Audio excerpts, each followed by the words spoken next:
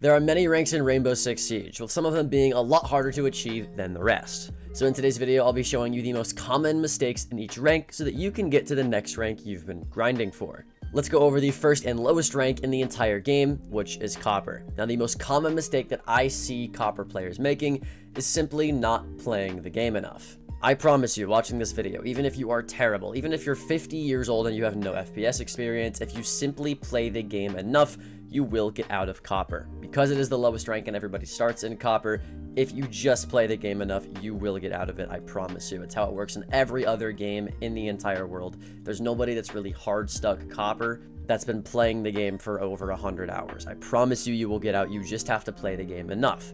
Why do I think this will work? Well, the more you play the game, obviously, the more you're going to learn. And the only thing that you really need to get out of Copper is game knowledge. Whether it be what maps you need to be playing, what maps are good, what maps are bad, how the maps work, where people push, where people defend, what all the operators do, how to counter all the operators, your mechanics, whatever it may be. If you just play the game enough, you'll pick up on all of these subtle things that will allow you to be the player you need to be to eventually get out of Copper. And once you're out of Copper, then you'll be in the next rank in today's video, which is Bronze. Now, the most common mistake that I see Bronze players making is that their crosshair placement is absolutely terrible, and they're all aiming like a kneecap or toe level when they're walking around the map. Crosshair placement is arguably the most important mechanic in Rainbow Six Siege that can immediately take your mechanics from terrible to amazing. You could have the worst recoil control of all time, but it won't matter if your first bullet hits their head because you have good crosshair placement. All you have to do to get good crosshair placement is learn where head level is and learn where crouch level is. You can easily do this by loading up a map training drill and going around and shooting the yellow training dummies that are around the map when you select the game mode. Even when you're un-ADS'd, you should always be trying to aim head level because you'll get in the habit of aiming head level when you are ADS'd and you won't have to move your crosshair as much. There's really no point in aiming any lower or positioning your crosshair into places that they're not going to peek. For example, you may have your crosshair head level, but are you looking at a wall instead of looking at a door? Are you looking 5 feet away from what you should be looking at? It's not just about the level at which you're aiming your crosshair, but it's also about where exactly you're looking in order to take the most advantageous gunfight possible. But once you fix your crosshair placement and you've been playing the game for long enough, I guarantee you even you can get out of Bronze into our next rank, which is Silver. The most common mistake that I see Silver players making is that they are simply just roaming too much. Now, to y'all's credit, people like Cav and Vigil are much more powerful in lower elo because people don't really know how to counter these operators quite yet. That's why Cav is the most picked and the most banned and has the highest win rate in the lowest of ranks. So I understand why you want to roam in this rank, but I do think roaming too much is just going to make you lose rounds. For instance, if you're roaming but they're just hitting the site every time, then your roam isn't really doing anything. Your roam is meant to waste time by making all of the attackers try to clear or kill you so that they can push the bomb site eventually. But if you can sit and waste 2 minutes of their time by being a thorn in their side, then you can really do some damage. However, if they're not roam clearing you and they're just hitting site or they're doing something else, you are completely useless. And I think a lot of the times, not only are people roaming too much, especially against teams that are just hitting site, but they also don't know when to come back to site whenever their site players die. For example, if it's a 3v5, you shouldn't be roaming. The only time you should be roaming is if you have 4 or more players alive. That's literally it. If you have only 3 players alive, including yourself, you shouldn't be on the roam. You should be on site helping your team. Now, to be fair, there are situational uses where like maybe you want to go for a flank or maybe sometimes roaming can be useful. But in most instances, I see a lot of Silver players just over roaming too much, or not knowing when to fall back to site. So if you can find a good balance between roaming and anchoring on the objective, you will get out of this rank. And once you're out of Silver, you move on to the next rank in this video, which is Gold. Now, just like Silver, people don't know when or when not to do things, which is why I think the most common mistake for Gold is not managing your aggression properly. It's kind of the same tip as Silver, where if you don't know when to roam or when to anchor, or when to entry and when to play support. But Gold is less about the role you're playing and more about the play style.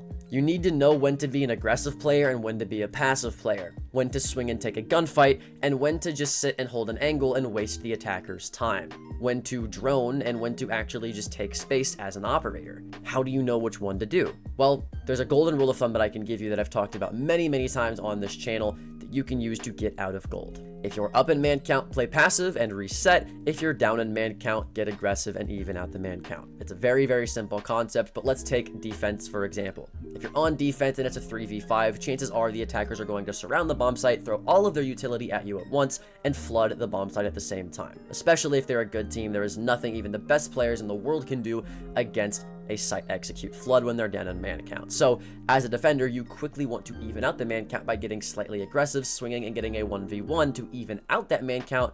So instead of it being a 3v5, now it's a 3v3, and then you can start to play passive and reel the aggression back and just waste their time. You want to play the numbers game when you're trying to manage or demanage your aggression. The same thing goes for attack. If you're down in man count on attack, sometimes you might actually want to go in, get an entry frag pick to even it out. Or if you actually successfully roam clear and now you're up in man count, that's when you want to slow down, reset, redrone, so then later you can go for an execute onto a power position or even onto the site to get the bomb down or get kills to win the round. Managing aggression of when you should play passive, when you should take space, when you should be aggressive, or when you should hold angles is all dependent on the man count and the situation at hand. And if you know how to play around this, especially in solo queue, you will shoot up to the high ranks, I promise you. But to the high ranks isn't quite where we are yet. We still have one more middle rank to go, and that is platinum. Now, once you're in plat, chances are you start to think that you're actually kind of a good player. And to be honest, you are above average. And this is where people's egos start to get the best of them. And I think because of that, a lot of people like to copy their favorite aimers, like Bolo, Spoit, Uzi, whatever it may be, and they start just quick peeking a bunch. And I think the most common mistake you can make in platinum is quick peeking too much. Yes, you can over quick peek, and it can cost you gunfights and even cost you games, and here is why. The only time you really should be quick peeking is for information. If you want to see if somebody's on a common angle that you're about to push into, you quick peek it once to see if they're there, and if they are, you re-peek it at crouch level, pre-fire them, and get the free kill. That's what quick peeking is. It's to get information on a common angle. Now, people take this idea and they run with it, and they quick peek every single angle when they're trying to clear a room. You don't have to do this. For one, if this is just to get information, if you have information utility, that's going to be much more reliable and put you at less risk. So when in doubt, don't even quick peek, just drone, just use a Dokkaebi call, just Deimos track, use your ears, whatever it may be. Quick peeking should be a last resort. Not only this, but you shouldn't be quick peeking every single angle. You should only be quick peeking the most common angles if you think that they might be sitting there. I understand that you want to be mechanical and you want to move around like the favorite people that you watch, but if you overdo it, it actually can cost you your aim because you're moving so much that you don't have the time to slow down and steady your aim to actually go for the kill. If you watch somebody like Stompin', for example, he doesn't actually quick peek that much. He'll either quick lean, get information, or pre-fire, but the only time he actually quick peeks is to check a common angle, and I think you should learn when to do the same thing. Just slow it down a bit, and only quick peek when you absolutely need to. But once you're out of platinum, you've entered your first high rank, and the first high rank in today's video, which is Emerald. Now, if you're here, you're some of the best players in the game. But that doesn't mean that you don't have stuff to learn. And I think the most common mistake Emerald players can make is playing the wrong positions. Now, I actually just recently made a YouTube video about the best power positions that you can do on Oregon, and I plan on making that for every single map in the game. So if you want to check out those videos to actually learn what power positions to play, you should go do that. But the general concept is what I'll be going over in today's video. Let's take the top floor of Cafe, for example. A lot of people lose this bomb site because they don't know what to hold as a defender. Some people will sit in cocktail, some people will sit in freezer, some people will sit in bathroom, some people will roam and run out at 247. You get the idea. People just don't really know what to do. But if you know what positions can win you the game if they are held, you can hold them and essentially put the entire team on your back if you know what you're doing. This is a common solo queue strategy, and it's what most of your favorite content creators do without you knowing it. So if I'm on the exact same example, the top floor of Cafe, what's the power position that I would want to hold to carry my team? Well, in this instance, it would be Piano. If attackers take control of Piano, you pretty much lose the round. They have an angle into Whitehall and the Cocktail, the default plant. They open the wall, they have an angle into all the site rotates and into Freezer. So that's a really, really powerful position for attackers to get. But if you hold it, you take away all of that and you get angles onto every single hatch drop. So a power position is somewhere that if the attackers get, they win, and if you can hold, you will win. And finding out where those positions are, especially when you solo queue, can be the difference between you winning or losing a round. So playing the right positions and knowing where to hold and when to hold it is really, really important, especially in the high ranks when people start pushing default things and they know what they're doing, and you need to be able to shut that down. So once you figure out how to play the right positions, which positions to play, when to fall off, what positions require you to play just a little bit, and which positions require you to play your entire life, you'll actually start to win a lot more games. And that should get you to the next rank in this list, which is Diamond. Now, this is the second highest rank in the game, with obviously the highest rank in the game being Champion. And in my experience, Diamond players aren't honestly that different from Champion players. But there is one difference that I noticed that can easily get you Champion in this rank if you haven't been doing it already. But most players make a crucial mistake that doesn't allow them to get there. And that mistake simply is solo queuing. Now, a lot of content creators, myself included, will stream themselves solo queuing to Champion because it's something fun to do. You don't have to try to get a stack on every single day, and you're not required to play with viewers. But for the average player, solo queuing is a terrible idea.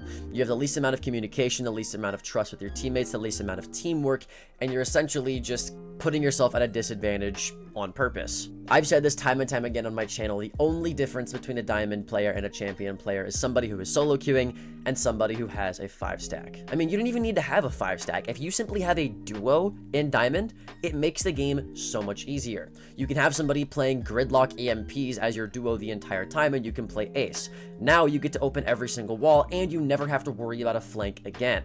Tired of randoms not watching your flank cams, tired of them not using flank watch utility and the enemy team flanking you all the time, and your teammates not getting wall open, the two most common problems in solo queue, it all completely goes away with just one other person. So not only do you solve all of these issues with just one other person, but imagine having 4 other people in your stack. The amount of strategies that you can do and the amount of wins that you're going to get are absolutely insane.